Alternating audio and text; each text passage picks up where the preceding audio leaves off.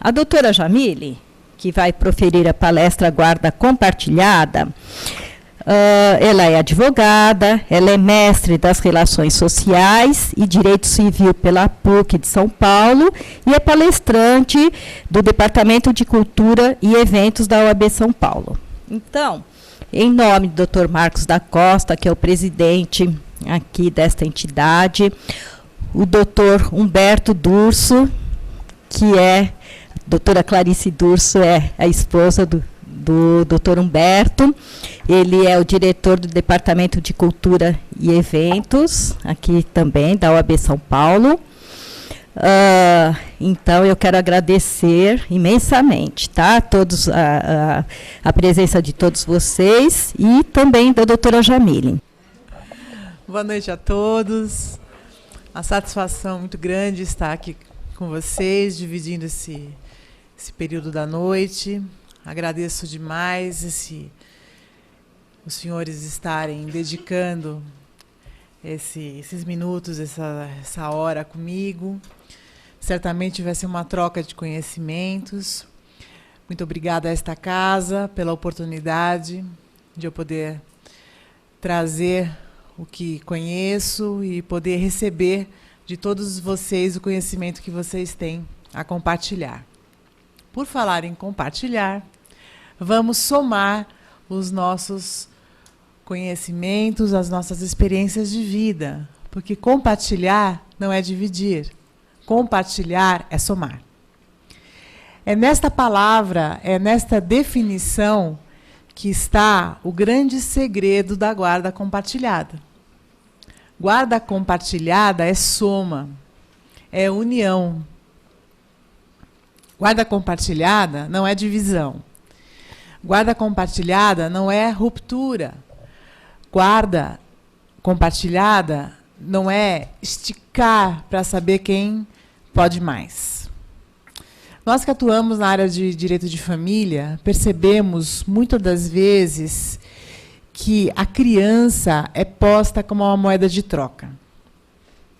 Lamentavelmente, o legislador, quando coloca a guarda compartilhada como uma regra,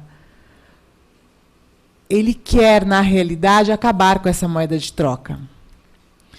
A criança não pode mais ser vista como um joguete nas mãos dos seus pais, daqueles que detêm o poder familiar, a autoridade parental. A criança tem o direito constitucional ao seu bem-estar, tem o seu direito de personalidade garantido pela Constituição, tem o seu direito ao seu bem-estar, a ter uma excelente educação, ao seu bom viver, à sua educação. A criança, em momento algum, pode ser vista ou tida como uma propriedade. E, lamentavelmente, quando surgiu a ideia de guarda compartilhada, e muito nos nossos dias, é tida como: eu quero a guarda compartilhada porque eu quero reduzir pensão alimentícia. Eu quero a guarda compartilhada porque, oba, não vou mais pagar pensão. E não tem nada a ver. A guarda compartilhada, sim, no mais das vezes, induz a pagamento de pensão alimentícia, sim. A guarda compartilhada, e nós vamos conversar bastante aqui, não exime os genitores de nenhumas obrigações, muito pelo contrário. Faz com que eles compartilhem de todas as obrigações. E para que ela funcione muito bem, esses genitores precisam se entender. Porque se eles viverem em guerra, não vai dar certo. Se esses genitores, se essas pessoas que vão zelar pela educação daquele menor, e quando se fala na atual legislação, não se usa falar criança e adolescente, como se aplica ainda no ECA, no Estatuto da Criança e do Adolescente, mas se fala em menor, quando se trata dessas pessoas, se compreende que essas pessoas sejam pessoas coerentes, ao menos se espera, pessoas coerentes, pessoas que tenham capacidade de vislumbrar o bem-estar daquele menor, perceber que é um ser que depende da sua capacidade de discernimento para que possam efetivamente ter uma qualidade de vida.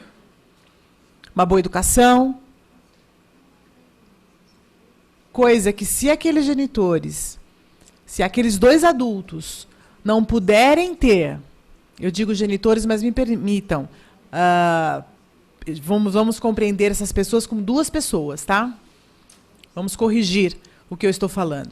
Se essas duas pessoas não tiverem condições mínimas de diálogo e de bom entendimento, eles não vão conseguir compartilhar esta guarda. E aí nós vamos ter que analisar, de acordo com a equipe interdisciplinar, magistrado, Ministério Público, e os advogados da causa, que devem possuir habilidade suficiente para, junto com as demais pessoas envolvidas, encaminhar aquele caso concreto para uma melhor solução. Porque, acima de qualquer coisa, minha gente, está o destino de uma criança. Está o destino de um menor que não pediu para nascer e que depende da ajuda de pessoas adultas e que depende do nosso socorro, profissionais do direito. Então, nós profissionais do direito, extremamente responsáveis para que isso dê certo. Temos, inclusive como advogados que somos, total responsabilidade, independente dos nossos honorários, de orientar nossos clientes, sim, para que a melhor condução para a vida daquela criança se aplique. Ah, mas o cliente ele vai fazer o que ele quiser, mas cabe ao advogado orientar o cliente da melhor maneira possível. Porque o que está envolvendo ali, quando se fala na guarda de um menor, é o destino de um ser que não sabe ainda decidir por suas próprias razões. Ele está no exercício para e no exercício de. Então, toda vez que se fala de uma criança, toda vez que se fala de um adolescente, nós temos que ter muito cuidado.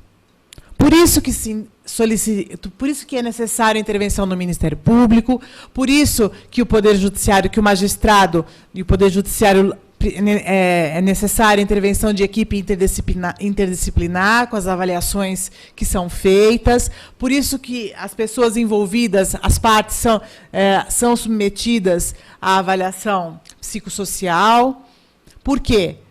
Porque aquele menor precisa da ajuda de todas as pessoas envolvidas. Essa questão é muito séria. Nós partimos ali do Código de 16, depois para o Código de 2002, quando nós tínhamos, então, a guarda unilateral. Nós tínhamos a regra, a guarda unilateral. Em 2008, nós passamos com a Lei 11.698 de 2008, nós tivemos a introdução da guarda compartilhada. Mas aí nós tínhamos uma faculdade, de acordo com as condições, nós tínhamos que analisar quem tinha melhores condições.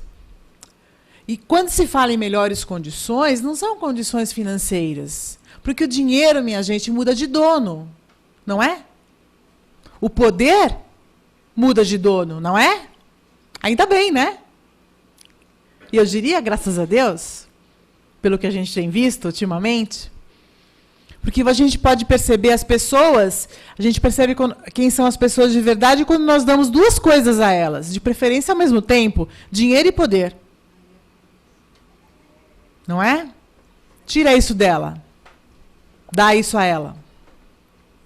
Imagina isso na mão de uma pessoa irresponsável criando uma criança. Evoluindo em dezembro de 2014, com o advento da Lei 13, 13.058, nós tivemos, então, a guarda compartilhada como regra. Mas o fato da guarda compartilhada ser colocada pelo legislador como regra não significa que ela tem que se aplicar indistintamente.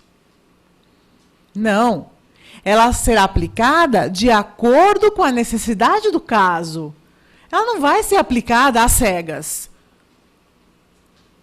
Se o magistrado verificar que aquele caso não reúne condições para aplicar a guarda compartilhada, e mesmo porque, a menos que haja uma circunstância de extrema necessidade, a menos que os requisitos fumus boniuris e o periculum in mora estejam configurados, o juiz apenas vai fixar a guarda provisória após ouvir as partes em audiência. Antes disso, a guarda provisória não será fixada. E vejam, atenção, na dúvida, se o caso não comportar, as partes serão ouvidas e, se deliberarem que a guarda será unilateral, será respeitada a vontade das partes. Portanto, a guarda compartilhada não é aplicada indistintamente. E o Poder Judiciário, senhores, ainda é refratário. Muito refratário para a guarda compartilhada. Sabe por quê? Porque ela ainda é um ideal. As pessoas ainda não estão treinadas. A nossa sociedade ainda não está habituada a dialogar. O nosso Código de Processo, agora no dia 16, fará com que a sociedade se habitue a dialogar. Nós não sabemos ainda como a sociedade vai reagir a isso. Todos nós teremos que nos habituar. Nós temos resultados maravilhosos pelo Sejusc. Quem está acompanhando pode endossar o que eu estou dizendo. Mas a sociedade não está habituada, mas irá se habituar. Toda a evolução, o nosso direito contemporâneo, é na linha do diálogo. O nosso legislador quer que os pais, que as pessoas, ou que os indivíduos que estejam à frente da guarda de um menor, mesmo independente do vínculo que essas pessoas tenham entre si, o legislador quer que essas pessoas se entendam em prol do compartilhamento da guarda do menor. Essa é a vontade do legislador. Só que a sociedade não está habituada. A sociedade está habituada à guarda materna. E, em muitos casos, à guarda paterna. Não digo não. Há muitos pais que são muito melhores do que muitas mães cuidando de seus filhos. Eu mesma, em meu escritório, já defendi muitos pais.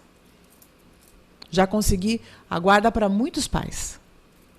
Em detrimento de mães que, lamentavelmente, ou não queriam, ou não se posicionaram como mães, lamentavelmente. Mas também já defendi muitas mães com muito orgulho. Enfim, a compartilhada está para ser aplicada, mas a sociedade tem que se acostumar a ela. E isso demandará tempo. Se nós formos analisar, é muito nova. Nós estamos treinando de 2008 para cá. Então, a guarda compartilhada, ela reformulou o modelo de relacionamento entre pais separados e filhos, na busca de um ideal de plena proteção e resguardando o melhor interesse desses filhos. A antiga redação dos artigos 1583, 1584 e seguintes do Código Civil atribuía a um só genitor ou alguém que o substituísse essa guarda unilateral. Daí, na sequência, a Lei 11.698 de 2008 flexibilizou e introduziu a guarda compartilhada como mais uma possibilidade. Com o advento da Lei 13.058 de 2014, olha lá, já errei a lei, né, de 2014, a guarda compartilhada, ela passou a ser colocada pelo legislador como a nossa regra. Sendo que a guarda unilateral, ela seria aplicada quando um dos genitores declinasse da guarda compartilhada. Então, nós temos o que hoje? A guarda compartilhada como regra e a guarda unilateral como a exceção. Mas que isso não significa, como eu já disse para os senhores, que a guarda compartilhada será aplicada indistintamente. Eu acho que isso os senhores entenderam, né?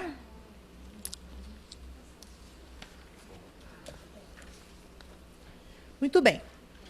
Com a guarda compartilhada, compete a ambos os pais, qualquer que seja a situação conjugal, o pleno exercício do poder familiar ou autoridade parental, que é o termo mais moderno que se utiliza. Deixa eu só esclarecer uma coisa para os senhores. Poder familiar a terminologia poder familiar, ela veio para substituir o termo pátrio poder, que é um termo antigo, utilizado, que era um termo muito drástico, utilizado do latim. Atualmente, nós utilizamos a terminologia autoridade parental. O que é a autoridade parental? Ela está lá no artigo 1634 do Código Civil e incisos. O que é? É o poder que o pai ou a mãe ou quem, substituindo eles, detém para proteger o menor, reivindicar esse menor das mãos ou do poder de quem indevidamente o tenha, emancipar esse menor, fazer com que ele tenha, encaminhá-lo a seus estudos, dar a esse menor a proteção, o bem-estar, a alimentação. Então, o poder parental é todo aquela proteção constitucional que os pais ou quem o judiciário outorgue poderes a esses menores, a essas pessoas, para que exerça efetivamente a proteção a esse menor. É o poder sobre aquele menor que alguém possa efetivamente deter. É a proteção, efetivamente, que alguém possa ter sobre aquele indivíduo. Então, antigamente, tinha-se como pátrio poder, mas era uma coisa austera. Era uma coisa tida como temor. Com a evolução do direito, isso foi abrandado. Era pátrio poder, porque era o poder do pai. Com a evolução, foi tido como poder familiar. Mas hoje em dia, com a influência do direito francês, nós temos como autoridade parental, ou seja, nós temos vários tipos de família, né? E dentre os vários tipos de família, nós não podemos ter mais esses conceitos de pátrio poder. Então, é o poder parental, é a autoridade familiar, dentro de todos os tipos de família que nós temos no nosso ordenamento jurídico. Bem? Então, o tempo de convívio dentro da guarda compartilhada deve ser compartilhado de forma equilibrada com o pai e com a mãe, sempre tendo em vista as condições fáticas e o interesse dos filhos. O que é esse tempo de convívio? Pois bem, quando se fala de guarda compartilhada, a guarda compartilhada não é aquela circunstância que o menor vive uma semana com a mãe e uma semana com o pai. Ou um mês na casa da mãe e um mês na casa do pai. Isso é guarda alternada. A criança ou o menor, ele tem o direito de ter a sua residência fixa. Estabelecida a guarda compartilhada, deve-se estabelecer a residência do menor. Ou com a mãe, ou com o pai. Ao compartilhar a guarda, vai se compartilhar as decisões da vida desse menor. Todas elas. que escola vai estudar, que médico vai levar aquele menor, que cursos ele vai fazer, que esportes ele vai realizar, vai estudar no exterior, não vai estudar no exterior, vamos encaminhar para uma religião, não vamos encaminhar para uma religião. Todas as decisões da vida daquele menor. Teve um problema na escola, como nós vamos administrar? Vai fazer terapia? Qual é o terapeuta? Essas decisões são tomadas em conjunto. Vejam, é compartilhado, é somado. As decisões são somadas. O casal, mesmo que eles estejam em guerra em relação a outros assuntos, em relação ao menor, eles têm que convergir e não divergir. Se esse casal não puder fazer isso, a guarda não pode ser compartilhada. Se esse casal não puder se unir para decidir sobre a vida daquele menor, essa guarda jamais poderá ser compartilhada, neste caso. Aí a guarda será unilateral, com a supervisão do outro. Guarda unilateral implica o quê? Um decide e o outro supervisiona. Isso é guarda unilateral.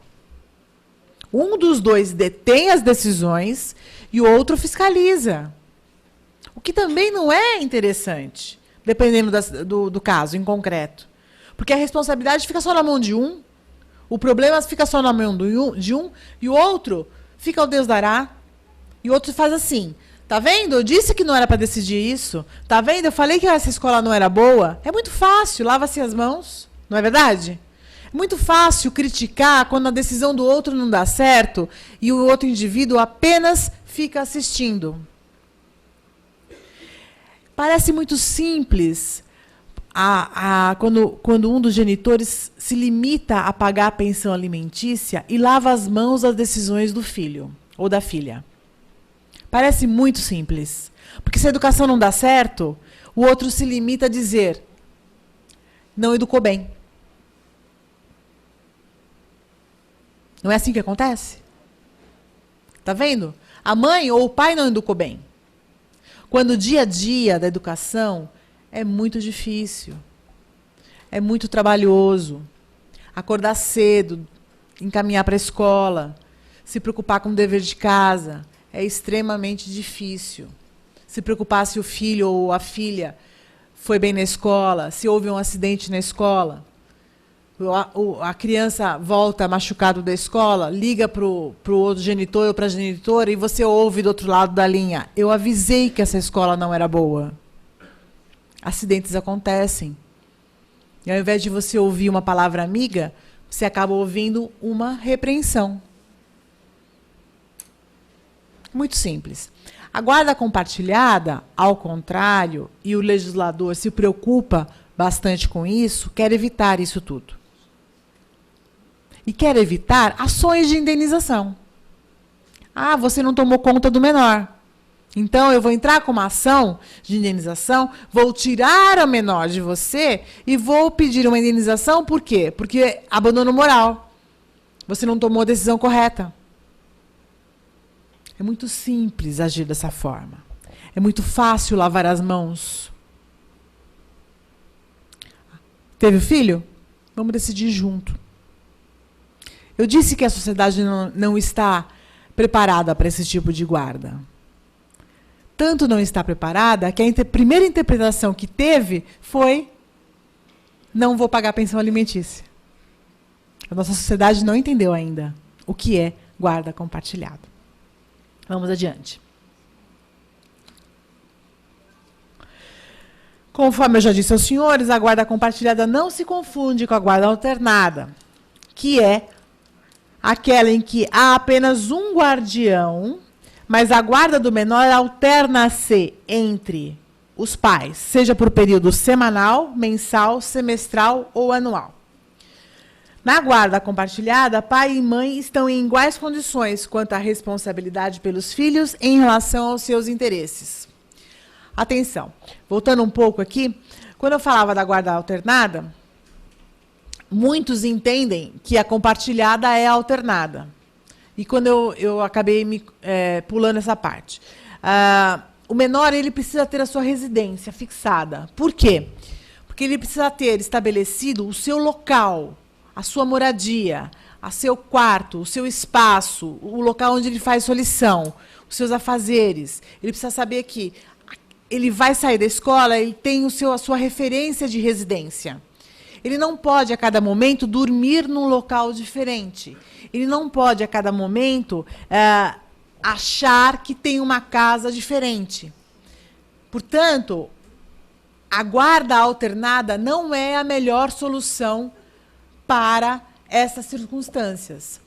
A guarda alternada está comprovada, é inadequada para qualquer modalidade de guarda no nosso ordenamento jurídico. O menor, ele não tem condições, ainda na tenridade, quando mais na adolescência, quiçá, mas até os seus 13, 14 anos, ele não tem condições de se estabelecer semanalmente em cada local, mensalmente em lugares diferentes. Ele precisa estar numa única referência de vida, num único espaço de ambiente. Ok? Continuando.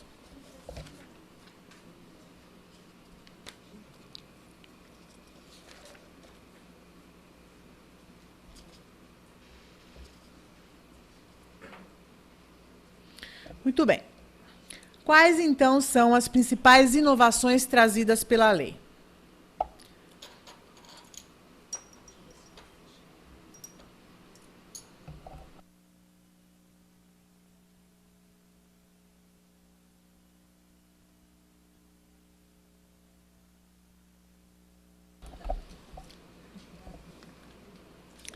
Sendo ambos os genitores, se os senhores quiserem, eu vou falar um pouco mais lento, se os senhores quiserem até tomar nota, poderão. Ambos os genitores aptos a exercer o poder familiar, será aplicada a guarda compartilhada.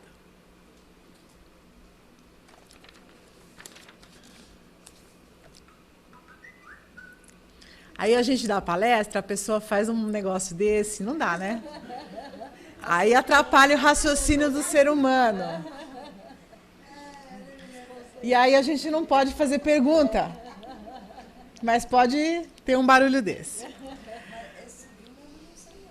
Não, meu não. Não, imagina que eu estou numa audiência e vai acontecer uma coisa dessa. Não. A guarda unilateral anteriormente estabelecida pode ser revista, doutor, o senhor me perguntou.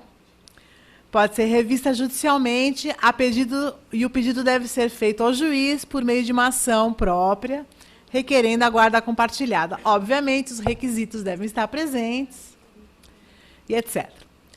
A guarda deve ser exercida na cidade base de moradia do menor.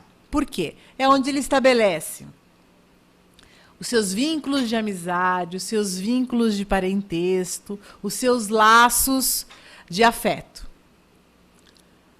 Às vezes, o genitor que detém a guarda ou que detém a residência precisa se ausentar por motivos de trabalho.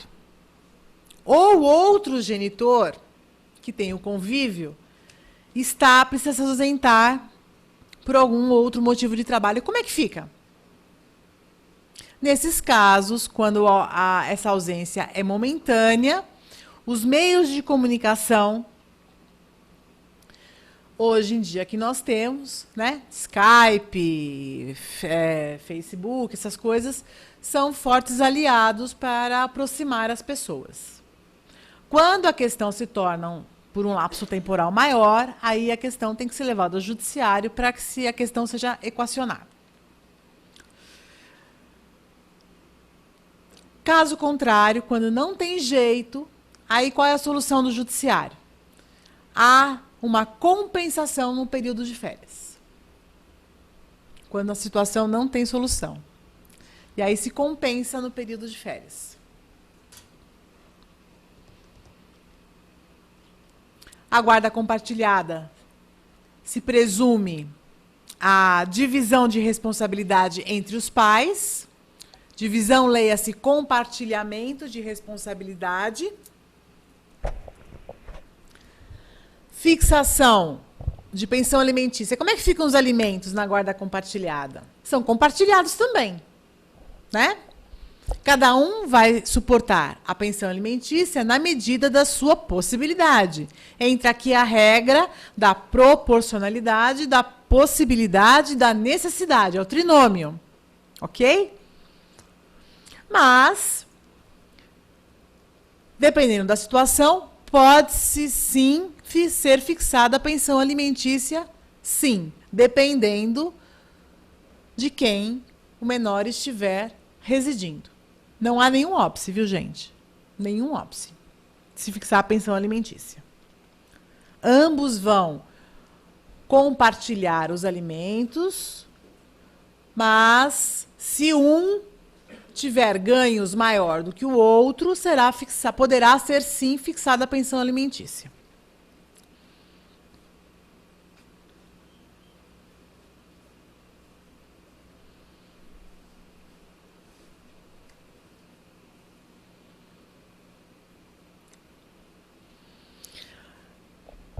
Todo estabelecimento que esteja diretamente ligado ao menor tem o dever de prestar informações sobre este menor a qualquer um dos genitores, independentemente se houver guarda unilateral ou compartilhada. Ok? Basta apresentar a certidão de nascimento, comprovando o estado de pai ou mãe, ou guardião, ou tutor, ou documento de tutela. Solicita-se a informação sobre a situação do menor. Se este estabelecimento não prestar informação, comunica-se ao Poder Judiciário, ação de obrigação de fazer. Isso solicita a fixação de astrente, multa diária de R$200 a R$500 dia. Tá? Introduzido pela atual legislação de dezembro de 2014. Essa sim é uma inovação, até que enfim. São as principais inovações trazidas. Eu trouxe aqui para os senhores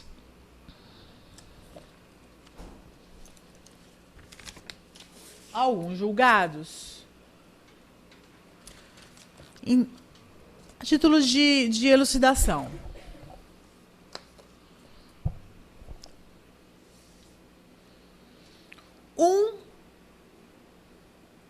Antes da lei de 2014, depois e de 2 dias atrás, que eu adorei.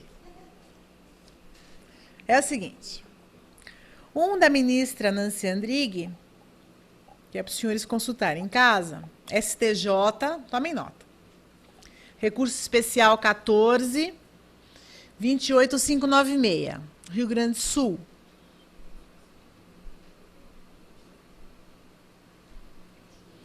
Vou ler a ementa para os senhores. Guarda compartilhada, consenso, necessidade. Aqui ela fala alternância de residência do menor. Possibilidade.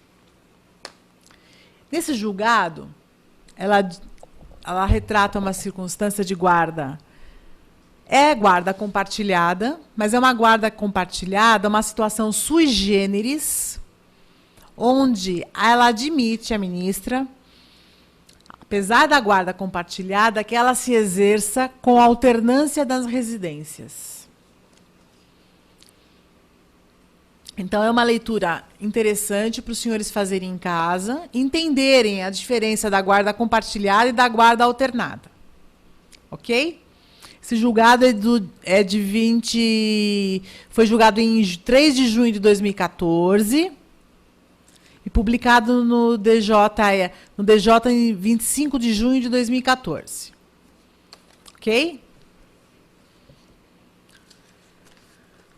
Temos agravo de instrumento, julgado no dia 18 de agosto de 2015.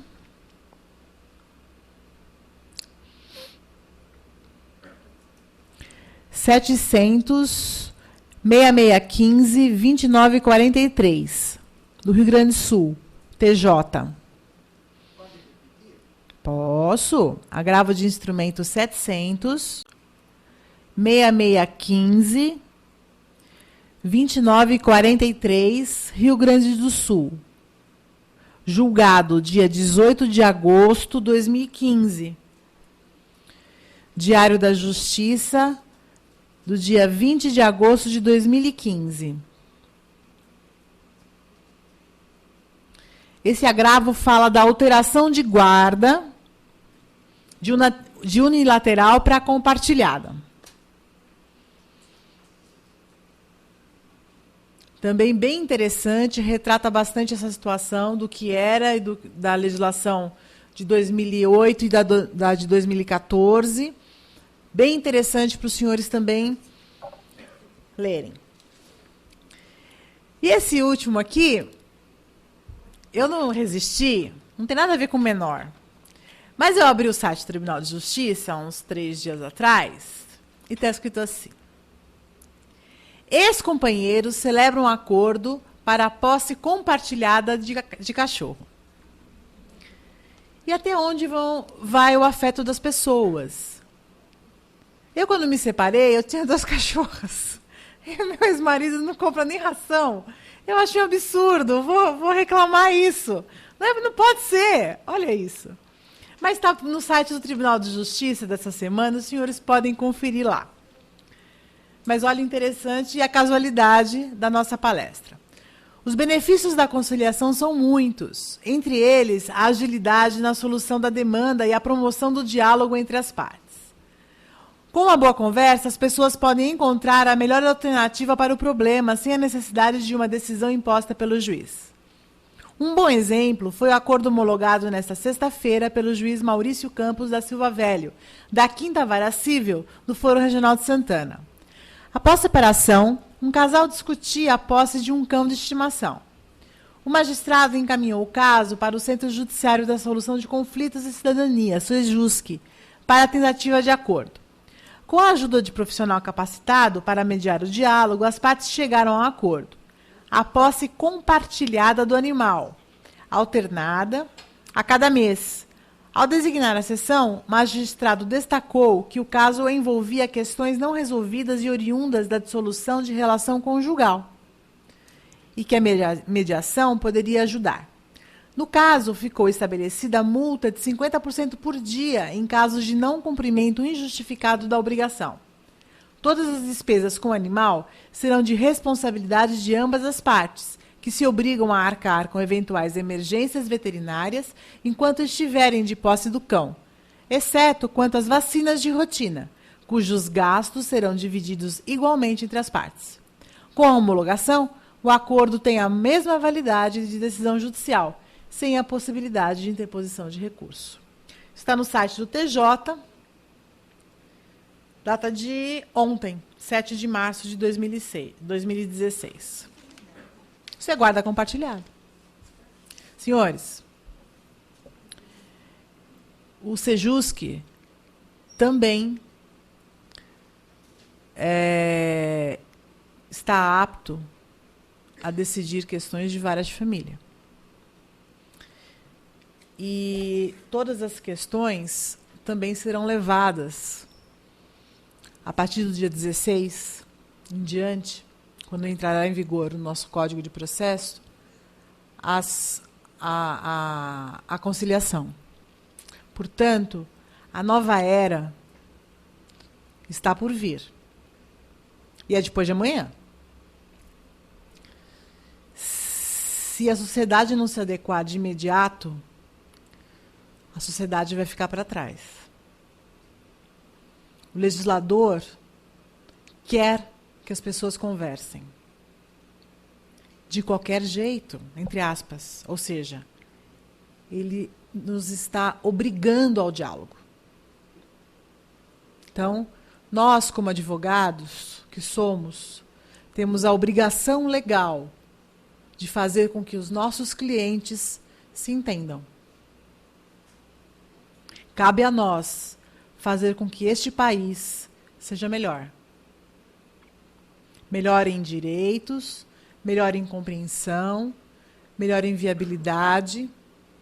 E quando se fala em guarda compartilhada, fazer com que os nossos clientes entendam que não adianta discutir sobre as crianças, sobre os menores. Não adianta vitimizar essas crianças. Eles não podem ser vítimas da discussão dos seus pais.